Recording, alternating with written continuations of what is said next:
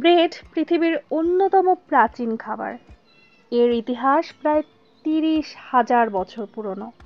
প্রাচীন মানুষ প্রথমে শস্যদানা চূর্ণ করে পানিতে মিশিয়ে একটি পেস্ট তৈরি করত এবং সেটি গরম পাথরের ওপর রান্না করত। ধীরে ধীরে বিভিন্ন সভ্যতায়, বিশেষত মিশরীয় সভ্যতায় গম এবং ইস্টের ব্যবহার শুরু হয়, যেটা রুটি ফোলানোর প্রযুক্তি আবিষ্কার করে। প্রাচীন মিশরীয়রা ছিল প্রথম সভ্যতা যারা ইস্টযুক্ত রুটি বানানোর কৌশল আবিষ্কার করে। এরপর গ্রিস এবং রোমান সাম্রাজ্যের রুটি একটি গুরুত্বপূর্ণ খাবার হয়ে ওঠে।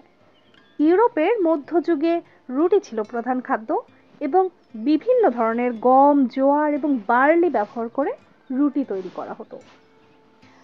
প্রাচীন মিশরীয়রা ইস্ট আবিষ্কারের আগে লেবেনেড অর্থাৎ খামির ছাড়া রুটি তৈরি করত।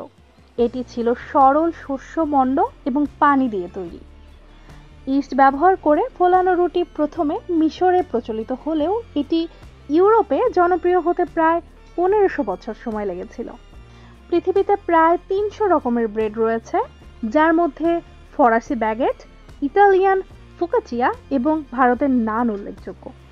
প্রাচীনকালে সাদা রুটি ছিল ধনী এবং অভিজাতদের জন্য, কারণ সাদা গমের ময়দা তৈরি করতে বেশি খরচ হতো।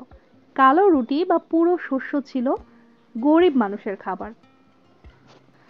১৯৮৬ সালে জাপানের একটি কোম্পানি প্রথম অটোমেটিক ব্রেড মেকার তৈরি করেছিল, যা ব্রেড তৈরির প্রক্রিয়াকে সহজ করে দেয়।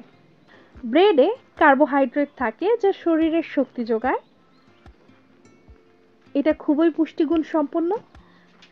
যেসব শস্য ফাইন পাউডার করে রুটি করা হয় না, অর্থাৎ গোটা রাখা হয়, হোল হুইট ফ্লাওয়ার, সেগুলো ফাইবার, ভিটামিন বি এবং মিনারেল সমৃদ্ধ। ব্রেড কেবল খাবারের একটি অংশ নয়, এটি বিভিন্ন সংস্কৃতি ও ঐতিহ্যের সঙ্গে গভীরভাবে জড়িত।